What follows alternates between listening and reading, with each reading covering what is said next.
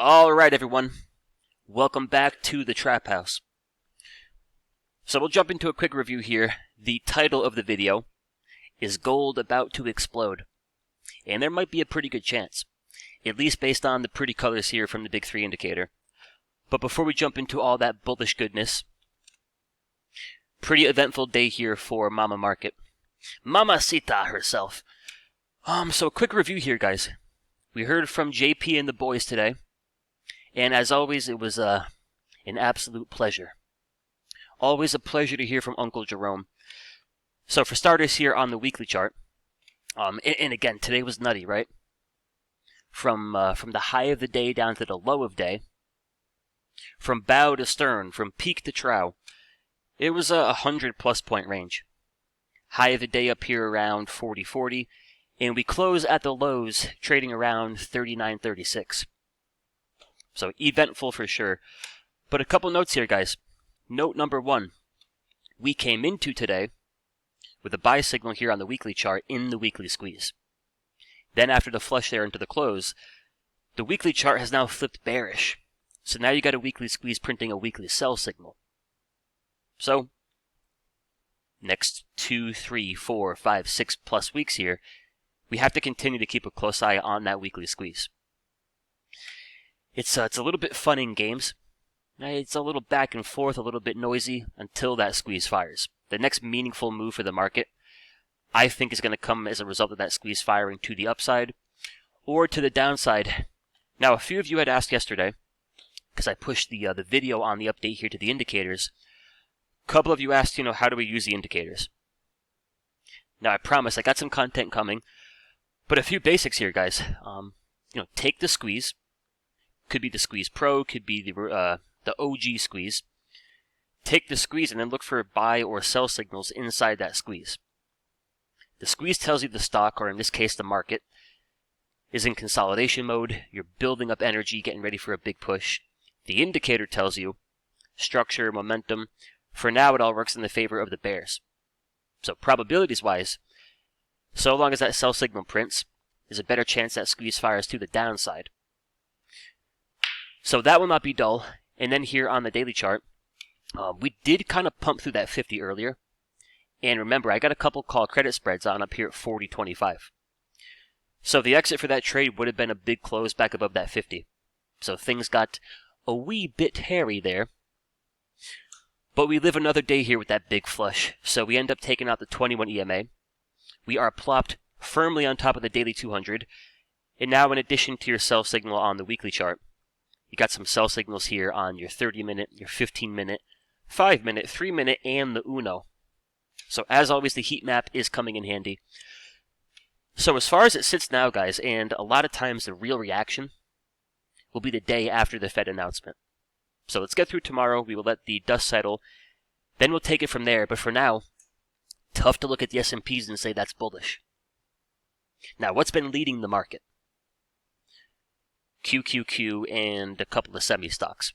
Really, it's been 4 or 5 stocks. Nvidia, AMD, Google, Microsoft, Apple.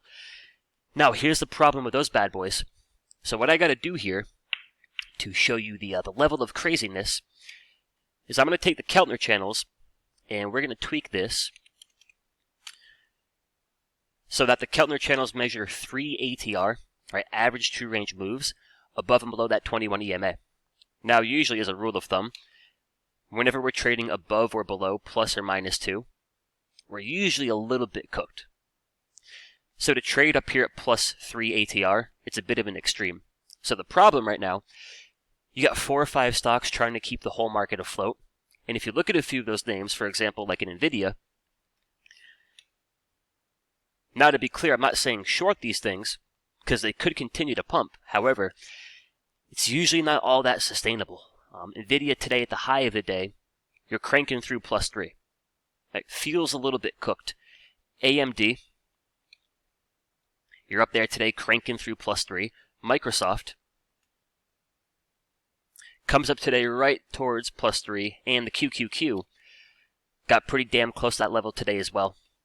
Right, so take all that into consideration. The market itself, Mamacita S&Ps, does not look all that bullish.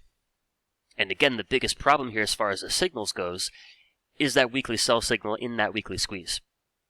So the only thing keeping us alive right now is Microsoft, Google, Nvidia, AMD. If they're cooked and they start to pull back, then there's a pretty good chance the ship is going to sink. So my advice is, one, be really careful chasing these names up here. Now, it's one thing to wake up tomorrow and look to day trade Microsoft. Right, you're in, you're out, you're not taking on that overnight exposure. It's a totally different thing to add to your position all the way up here.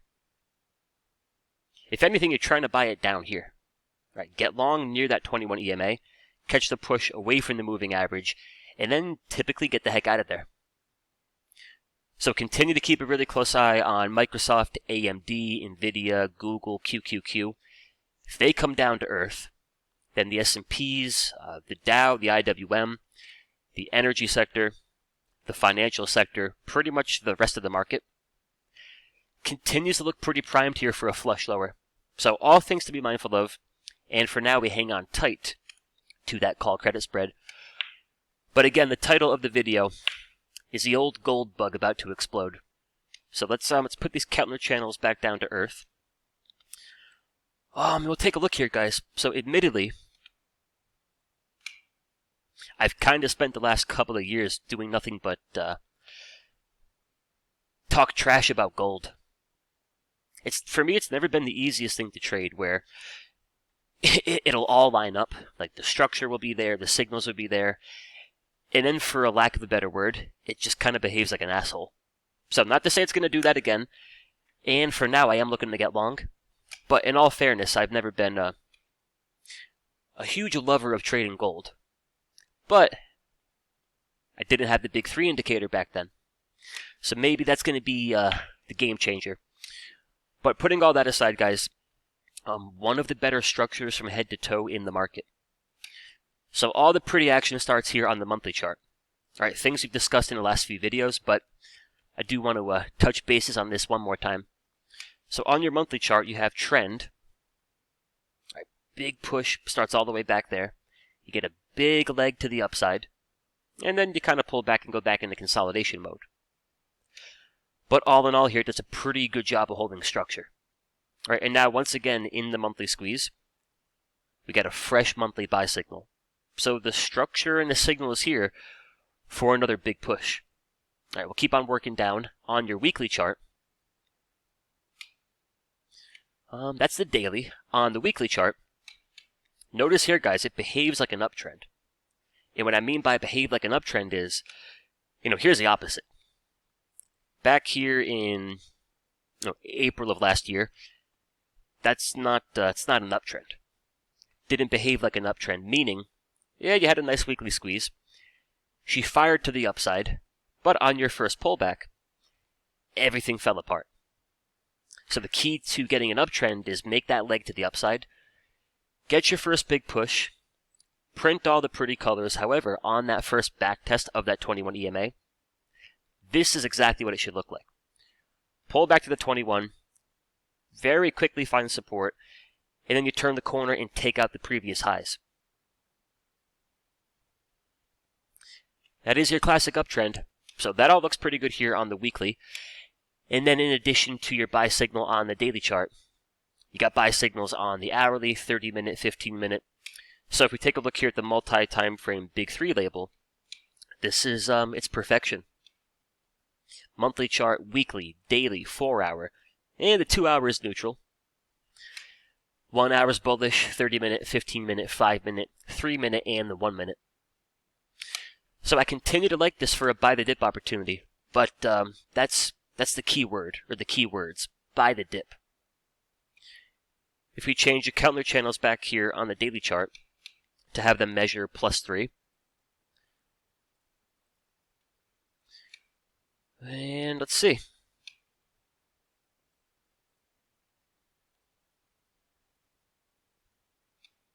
Yeah, and sure enough, we are punching through +3.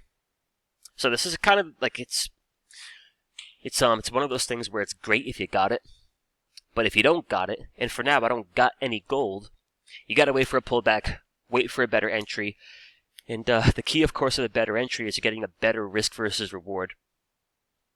So it might be a little bit tough here because it's all lining up for a push higher.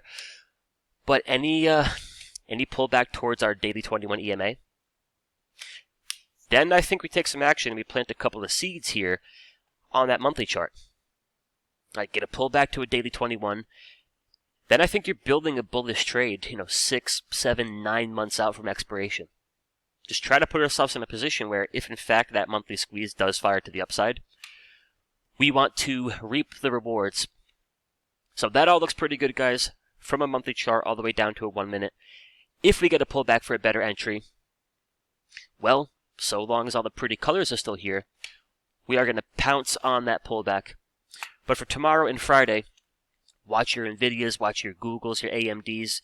They're keeping the ship afloat, but I think they're a little bit cooked. So even if they pull back just a little bit, could cause some damage here for the S&Ps and the rest of the market. So there's a quick update, guys, for Wednesday, March 22nd. If you got any questions, let me know. Let me know down below in the comments.